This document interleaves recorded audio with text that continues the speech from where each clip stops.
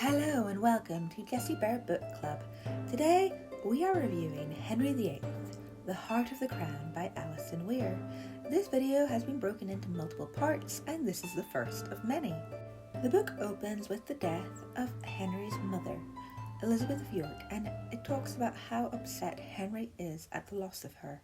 Henry VII is overly strict with young Harry and he chafes at the bit, lusting after Catherine of Aragon all the while.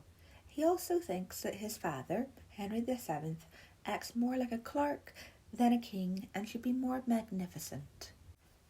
When Henry becomes king, he immediately starts considering marriage to Catherine of Aragon, but he is plagued with the idea that Arthur was Catherine's lover, and Archbishop Warham stresses this point.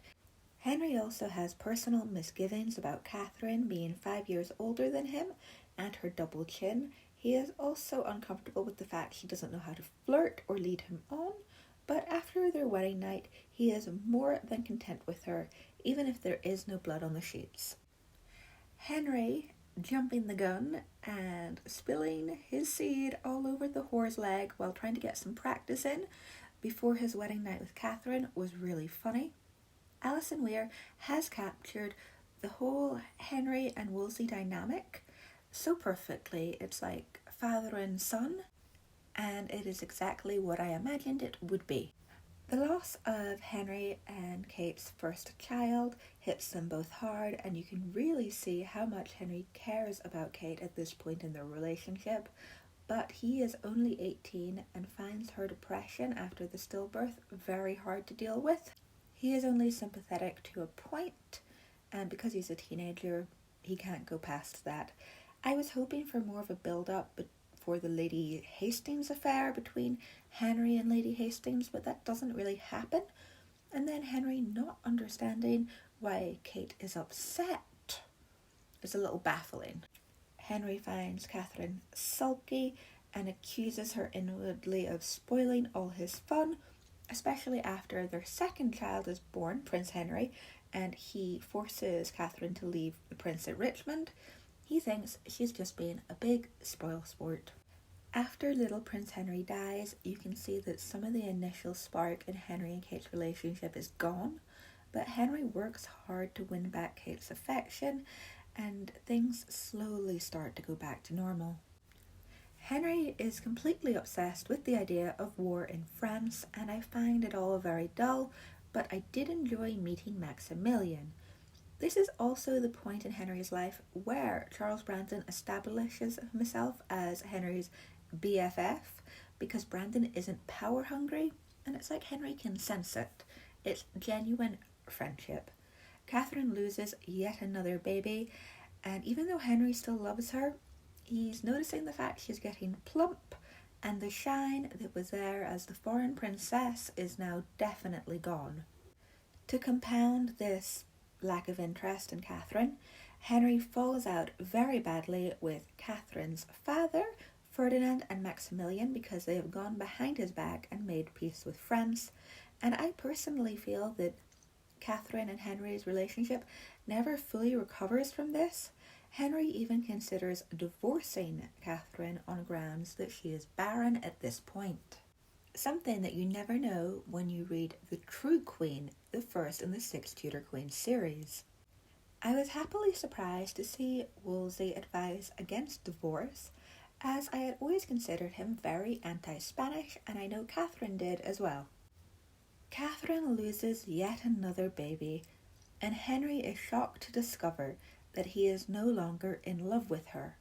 He still loves her in a platonic way, but it's not the white-hot passion he once felt. And of course, by this point in Henry's life, he is firmly in love with Bessie Blunt. Watching Wolsey's rise at this point through Henry's POV is revealing, as you see Wolsey as Henry's able and willing clerk who deserves reward. But on the same hand, Henry is getting covetous of Wolsey's arising wealth. There is the Princess Mary and Charles Brandon scandal, which definitely could have been and should have been a bit more dramatic, as could have Henry and Bessie's affair, They're both just kind of there. When the Princess Mary is finally born, Henry feels like a great weight has been lifted. He and Catherine finally have a healthy baby, and surely boys will follow as they are both still relatively young. But Henry is soon disappointed after Catherine loses 2 more children. Catherine is very low and sinking into depression, and Henry is sick of the situation and her, but he hides it well. Catherine has been aged well beyond her years by grief and acts it. He wants a younger bride. When Bessie Blunt gives Henry a healthy son, he recognises that this proves the fault lies with Catherine and not him, and wanting to punish Catherine for her lack of performance, he recognises the baby Henry Fitzroy. I was really looking forward to reading the Field of Cloth of Gold scenes, but it is an expensive farce, and even though Henry admires Francis, he doesn't like or trust him. I really hope Alison Weir creates a Bessie Blunt short story to accompany this book, as there wasn't enough of her here. Henry's new treaty with the Emperor makes Henry and Catherine very happy, but he still doesn't have a legitimate son, and this is nagging at him. He again considers an annulment from Catherine, but doesn't want to hurt her or upset the Empire and his new treaty, so he decides there's nothing else to do but to keep trying with Catherine. At this point, Henry starts his affair with Mary Boleyn and finds her reluctantly willing, never guessing that she is only willing because he is the king. It's very interesting comparing Anne Boleyn's account of events in The King's Obsession to the events as they unfold here. Mary has a daughter by Henry, and he is over the moon because he couldn't stomach having to recognise yet another illegitimate son to mock his lack of an heir. Henry is starting to feel old. After 5 years and no success with Catherine, Henry gives up and starts making plans to have Henry Fitzroy made his heir and makes him a duke in the process. Henry also sends the Princess Mary to Ludlow Castle as acting Princess of Wales, but without the title. He is keeping all his options open. He also starts thinking about an annulment again. Enter my favourite queen-to-be, Anne Boleyn. This is the end of part 1 of our review of Henry VIII, the Heart of the Crown. Make sure to like, comment and subscribe so you don't miss part 2, which will be coming out next week. Until next time, don't go losing your head. Bye!